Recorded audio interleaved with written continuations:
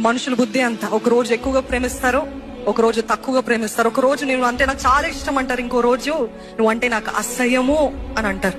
ఈ రోజు మనుషుల ప్రేమ అలాంటిది.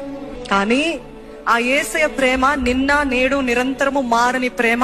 ఆయన స్వభావం ఏంటి తెలుసా అండి? ఉన్నవాడను అనువాడను. ఆయన మారడండి. దాన్ని బట్టి మనకి ఈ రోజు అందుకే నేను నమ్మగలుగుతున్నాం దేవుణ్ణి. ఆయన నిన్న ఎలాగున్నాడు ఈ రోజు అలాగనే ఉంటాడు, ఈ రోజు ఎలాగున్నాడు తర్వాత నిరంతరం అలాగనే ఉంటాడు. కాబట్టి నాకు ఫెయిత్ ఉంది, విశ్వాసం ఉంది, ఆ నమ్మకం ఉంది. నా దేవుడు నేను ఎంత పాపినైనా, నేను పాపిగా ఉన్నప్పుడు ఎలాగ ప్రేమించాడో ఈ రోజు రక్షించబడి నీతిమంతుడిగా మారిన తర్వాత కూడా అలాగే ప్రేమిస్తాడు. అందరిని బట్టి ఆయనని స్తుతించాలండి.